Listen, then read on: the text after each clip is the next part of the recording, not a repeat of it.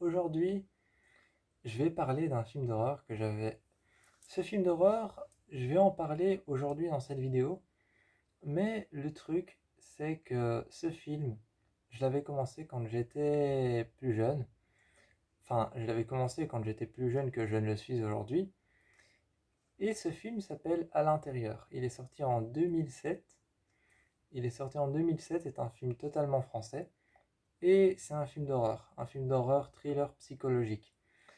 Euh, Donc, à l'intérieur, j'avais commencé à le regarder, je pense, vers l'âge de 13 ans, quelque chose comme ça. Et j'avais arrêté le film parce que je ne sais pas pour quelle X, Y raison. Je ne sais pas pour quelle X, Y raison j'avais arrêté le film. Mais j'avais arrêté le film et j'avais pas continué. Je crois que cette X, Y raison, c'était que je trouvais que le film était trop lent. Euh, Donc, à l'intérieur, ça parle de l'histoire de Sarah, qui est enceinte et qui vient de perdre son mari dans un accident de voiture. Elle se retrouve toute seule chez elle le jour du réveillon, quand tout le monde est en train de réveillonner, et une femme qui vient toquer à sa porte un soir essaye de rentrer à l'intérieur et est prête à tout pour rentrer à l'intérieur, lui ouvrir le ventre et sortir le bébé qu'elle a dans son ventre, donc qu'elle va mettre au monde.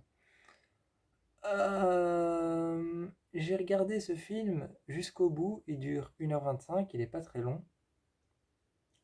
Je pensais au début que ça allait être un film d'horreur vraiment survivaliste, où elle allait devoir se cacher dans tous les recoins de sa maison et essayer de fuir cette femme, mais pas du tout. Le film dure 1 heure, et pendant 1 heure, c'est le stress total avec cette femme qui essaye de rentrer à l'intérieur de la maison. Et pendant le début du film, c'est le stress total avec cette femme qui essaye de rentrer et qui prétend avoir eu un accident et qui prétend avoir besoin d'un téléphone et que le sien est plat, qui n'a plus de batterie. Et ensuite, pendant la fin du film, on est sur un trip survivaliste. On est sur un trip survivaliste et sanglant avec des réactions très étranges de la part de cette femme. J'ai beaucoup aimé la bande son du film. La bande son du film, c'est euh, c'est une bande son très spéciale. Je ne sais plus qui a fait le son de ce film, mais la bande son de ce film, c'est des hurlements de bébés. C'est des hurlements de bébés, c'est des cris d'enfants qui ont été trafiqués, qui ont été traficouillés. Mais la bande son de ce film, c'est des hurlements de bébés, c'est des hurlements d'enfants, de très jeunes enfants qui pleurent, qui ont été trafiqués, hein. Ils ont été trafiqués à l'ordinateur, ils ont un petit peu été traficouillés. Et ça rend super bien, ça rend juste super bien, c'est extrêmement effrayant. Le film est sanglant, vraiment, c'est un film très sanglant, il fait partie de ces films d'horreur qui sont très très sanglants. Enfin bon, il n'arrive pas à la hauteur, il n'arrive pas à la hauteur du tout du film de Sadness qui est sorti en 2020, je pense. Je pense qu'il est sorti en 2020, mais il n'arrive pas à la hauteur de The Sadness qui est sorti dans les années 2020, 2021, 2023, 2024. Mais c'est quand même un film assez sanglant. Et donc, moi, je pensais que ça allait être un truc ultra survivaliste où la jeune femme enceinte allait devoir ramper au péril de sa vie et allait devoir courir au péril de sa vie et se protéger continuellement dans sa maison, dans chaque recoin. Et en fait, non, on est dans sa maison et elle se fait attaquer, elle se fait agresser par cette femme. Et, euh, et quand elle se fait agresser par cette femme, elle se réfugie dans sa salle de bain. Et tout le film se passe dans le couloir en haut, au deuxième étage de la maison. Tout le film se passe dans le couloir en haut, au deuxième étage de la maison. Et il y a cette grande femme habillée en noir qui ressemble putain à une sorcière. Elle ressemble putain trop à une sorcière. Et elle est là, elle lui dit ouvre-moi ta porte. Et donc Le film, c'est juste cette femme qui essaye de lui ouvrir sa porte et elle qui essaye de s'enfuir et qui est dans sa salle de bain. C'est un peu un film qui n'est pas un huis clos. C'est un peu un film qui n'est pas un huis clos, mais dans l'intrigue du film, c'est un huis clos parce que ça se passe uniquement dans la salle de bain. On voit simplement qu'elle essaye de survivre dans la salle de bain, et à un moment, comme tout film d'horreur qui se respecte, il y a une coupure de courant, et c'est le moment le plus stressant du film, j'ai trouvé. J'ai bien aimé parce que à la fin du film, elle essaye de combattre cette femme, et elle sort avec l'aide de deux policiers, et elle a un appareil photo en fait, elle a un appareil photo, elle est photographe. Elle est photographe et donc avec son flash, elle essaye de la trouver et elle fait plein de photos à l'intérieur de sa maison. Et par contre, c'est un moment qui m'a ébloui les yeux parce que tu reçois le flash de l'appareil photo, tu reçois le flash de l'appareil photo plusieurs fois dans la tête. Et c'est très éblouissant. Et donc tu vois le flash qui prend des photos et c'est très éblouissant et surtout ça fait peur parce elle prend plein de photos, elle prend plein de clichés photos à l'intérieur de sa maison. Et chaque fois qu'il y a un flash d'appareil photo, ça montre un cadavre, ou ça montre une partie d'un cadavre, ou ça montre une partie de la tête d'un cadavre, ou un bras d'un cadavre, ou chaque fois une partie d'un cadavre, un peu comme un puzzle. Et chaque fois qu'elle prend une photo avec son flash, tu as le flash qui précède une partie d'un cadavre qui est allongé par terre. Ça peut être un bras, ça peut être une jambe, ça peut être la tête, ça peut être un œil, ça peut être un corps allongé. Mais chaque fois, on voit un cadavre couvert de sang. Et j'ai trouvé ça intéressant. Et aussi, il y a un passage où il y a un passage où elle prend des photos, mais elle prend des photos de toutes les portes pour voir si elle est là. Et à côté de l'une de ces portes, elle a une statue d'un enfant, un bébé. Elle a une statue d'un bébé, un enfant qui a été fait en pierre. Et elle prend un cliché photo et t'as le flash qui éclaire ce bébé. Et justement, ça fait un rappel avec l'enfance. Et j'ai trouvé aussi très intelligent de la part du film de faire en sorte que j'ai trouvé très intelligent de la part du film de faire en sorte que au départ, au tout début, en fait, on a un gros plan sur l'accident et on voit un enfant qui a clairement été fait en image synthétique. On voit clairement un bébé, un fœtus, l'intérieur du ventre d'une femme qui a clairement été fait en image de synthèse. Et on voit l'intérieur et on entend des personnes qui parlent, mais les voix sont étouffées. On est clairement sur le fait que l'enfant entend ses parents parler. Et les voix sont étouffées et on entend ces voix. Et puis tu vois le bébé à l'intérieur du ventre sur l'écran qui se ramasse un coup en avant et qui se cogne contre la paroi de j'ai oublié l'organe reproducteur des femmes. Euh, donc voilà, t'as l'enfant qui se cogne contre les parois de la poche que les femmes ont ici dans lequel il y a les bébés, j'ai oublié le nom. Euh, bref. Donc, tu vois qu'il se cogne et il y a un petit peu de sang au bord de sa lèvre, comme s'il s'était fendu la lèvre. Et donc, tu remarques que là, c'est l'accident. Et ensuite, ça coupe et tu vois deux voitures l'une contre l'autre. Et tu vois l'accident. Et en fait, au lieu d'avoir montré l'accident, les deux voitures qui s'entrechoquent et qui se rentrent l'une dans l'autre, ils ont simplement montré le bébé, des voix étouffées, et le bébé qui se prend un coup en avant à l'intérieur du ventre de la mère. J'ai trouvé ça plutôt bien fait et plutôt sympa. Et aussi, j'ai trouvé que l'actrice qui jouait la femme habillée en noir était juste géniale. Elle s'appelle Béatrice Dale. Et la deuxième actrice, celle qui joue la femme enceinte, Sarah, je sais pas pourquoi, mais son nom, je me suis dit, mais ça me dit quelque chose. J'étais là, ça me dit quelque chose ce nom. Ça me dit quelque chose. Et j'ai été voir la distribution du film. En fait, la deuxième actrice s'appelle Alison Paradis. Et j'ai été voir, en fait, c'est une actrice française et c'est aussi la sœur de Vanessa Paradis. Donc voilà, je me disais bien qu'elle me disait quelque chose.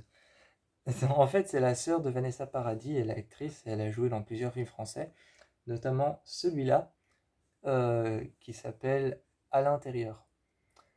Euh, donc voilà, À l'intérieur est un film génial. Pour tous ceux qui veulent des films, pour tous ceux qui veulent des films survivalistes et sanglants et qui aiment beaucoup les films pour tous ceux qui aiment les films survival, donc les films survivalistes, je vous propose celui-là vraiment. Celui-là vraiment, c'est un bon film survivaliste. Et ce que j'aime bien, c'est qu'à la fin, à un moment, le personnage qui s'appelle La Femme, donc le personnage de Béatrice Dale, à la fin, euh, à la fin, elle essaye de torturer sa victime. Mais elle essaye de la torturer pas physiquement, mais psychologiquement. Et elle se met juste devant elle quand elle est presque cachée, c'est qu'elle va mourir. Et t'as le personnage de Sarah qui se fait un trou dans la gorge avec une pique d'aiguille à coudre parce qu'elle ne sait plus respirer. Et justement, quand tu sais plus respirer et que tes poumons sont trop endommagés, ou alors que ta trachée est trop endommagée et que tu sais plus respirer, ce qu'il faut faire pour respirer, c'est qu'il faut te faire un trou dans la gorge. Et elle se fait un trou dans la gorge, mais elle arrive donc à respirer parce que l'air passe au travers de ce trou. Et t'as le personnage de Béatrice Dale, donc la femme, qui arrive devant elle, qui allume un briquet et qui met sa cigarette en main, comme si, et elle se met à genoux devant elle, et comme si elle allait fumer, et quand elle allume le briquet, t'as justement, t'as justement, je sais plus comment elle a fait, mais t'as Sarah qui était par terre, allongée, un peu contre les armoires de sa cuisine, et elle était par terre, et il y a une bouteille de, de, de pulvérisant pour, je sais pas si on dit pulvérisant, mais t'as un pulvérisateur de nettoyage en fait. En fait, il y a un pulvérisateur de nettoyage ou alors un déo de senteur parfumée qui est tombé de l'armoire. Je sais plus ce que c'était, mais je pense que c'était un genre de déo avec une senteur parfumée qu'on utilise. Bref, c'était un déodorant qui est tombé et donc elle prend ce pulvérisateur et juste au moment où elle met son briquet et qu'elle le passe devant ses yeux, elle allume le pulvérisateur et ça fait un lance-flamme et elle brûle sa tête, elle brûle la tête de la femme et la femme se retrouve avec une tête brûlée et limite zombifiée parce qu'elle a un côté carbonisé et un côté où vraiment tout son visage a fondu. Il y a le dessus de son visage qui a fondu sur son œil et les paupières de son œil qui ont fondu sur son œil. Et le reste de son visage est carbonisé et noir. Donc à ce moment-là, on dirait un zombie. Et il y a aussi un flic qui est resté là avec elle et qui l'a aidée pour pouvoir sortir. Et quand elle arrive en bas dans la maison, elle le voit rallumer les disjoncteurs et t'as toute la lumière qui se rallume. Et elle le voit près des disjoncteurs en bas. Et elle demande: Monsieur, est-ce que ça va? Et en s'approchant, elle pose sa main sur le bord de son épaule. Là, je sais pas quel était le trip, parce que c'est vraiment un film classé survivaliste. C'est un film classé tueuse survivaliste, mais je sais pas quel était le trip, mais à un moment, il se retourne, il a les yeux rouges, il a les yeux rouges, les iris rouges, et les yeux qui sont imbibés de sang, la lèvre fendue et le visage couvert de sang. Et il se retourne, il a l'air un peu zombifié comme ça, un peu en mode zombie. Un peu comme si c'était un zombie et il commence à s'attaquer à Sarah alors qu'il est censé la protéger.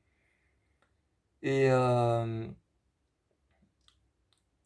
et je sais pas quel était le trip en fait. Je sais pas si c'était de faire en sorte qu'un des personnages se transforme en un zombie. Et donc voilà. Par contre, une chose à la fin, t'as la femme qui tue. T'as la femme qui finalement s'en prend à Sarah et elle lui découpe. Attention, ça va être dégueulasse, hein. Attention, ça va être dégueulasse, mais elle lui découpe le ventre. Mais ce qu'on fait souvent avec avec les actrices qui doivent jouer un rôle qui est enceinte, souvent ce qu'on fait avec les actrices qui doivent jouer un rôle qui est enceinte, ce qu'on fait, c'est qu'on leur met des prothèses rondes de femmes enceintes qu'elles accrochent à leur ventre. Et là, ça se voit que c'était une fausse prothèse. Ça se voit. Parce que la peau n'est pas quelque chose d'aussi fin que du papier. C'est quelque chose qui, c'est quelque chose qui est vraiment c'est quelque chose qui est pas extensible en fait. C'est quelque chose qui est très, je vais utiliser le mot ferme, mais je suis pas sûr de moi. Mais la peau, c'est quelque chose, la peau, la chair humaine, c'est quelque chose qui n'est pas du tout extensible, pas du tout élastique. Parce qu'en fait, il y a plein de terminaisons nerveuses, il y a plein de nerfs, il y a plein de chair, il y a plein de muscles à l'intérieur. Donc c'est quelque chose qui n'est pas du tout extensible. Et là, quand elle lui découpait le ventre, ça se voyait qu'elle coupait très facilement dans son ventre. Ça se voyait qu'avec les ciseaux, elle coupait très facilement.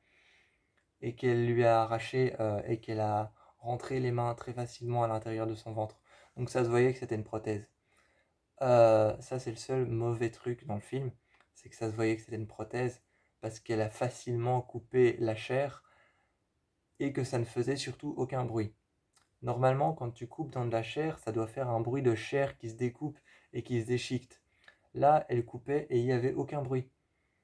Euh, donc c'était limite si elle coupait du papier.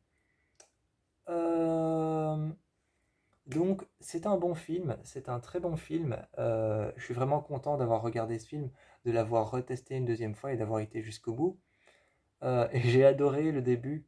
J'ai adoré le début où elle se fait, où on regarde son bébé, où on regarde son bébé dans son ventre en faisant passer cet examen où on met du gel sur son ventre. J'ai oublié aussi le nom de cet examen. Mais elle passe cet examen où on lui met du gel sur le ventre et on regarde son bébé. Et à un moment, il y a une infirmière, c'est au tout début du film, il y a une infirmière qui vient à côté d'elle et qui commence à s'intéresser à elle et qui dit, c'est votre premier, n'est-ce pas? Et elle dit, elle regarde Sarah et elle lui dit, le premier, c'est toujours le plus raté. C'est l'ébauche, c'est celui qui est moche, c'est celui qu'on aime le moins. Et puis elle lui dit, moi j'ai eu 4 enfants et je peux vous dire, j'en ai chié. Qu'est-ce que j'ai eu mal. Et t'as Sarah qui se tourne et qui la regarde et qui fait. T'as Sarah qui se tourne, qui la regarde et qui ne dit rien. Et puis t'as l'infirmière qui lui dit. T'as une autre infirmière qui arrive et qui dit à cette infirmière, qu'est-ce que je t'ai déjà dit? On fume pas ici, parce qu'elle venait de s'allumer une clope et de fumer une cigarette. Et, euh, et quand cette infirmière lui a dit, qu'est-ce que je t'ai déjà dit? On fume pas ici. T'as l'infirmière qui est à côté d'elle et qui s'était intéressée à son ventre rond, à son enfant, et qui lui avait dit qu'elle avait 4 enfants, qui la regarde et qui lui dit, écoutez pas tout ce qu'on vous dit ici, c'est des foutaises.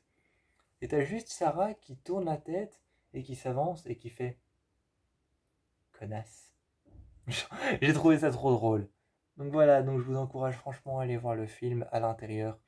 Il est survivaliste, il est sanglant, il est tout ce qu'on peut souhaiter d'un film d'horreur. Et je vous fais plein de bisous.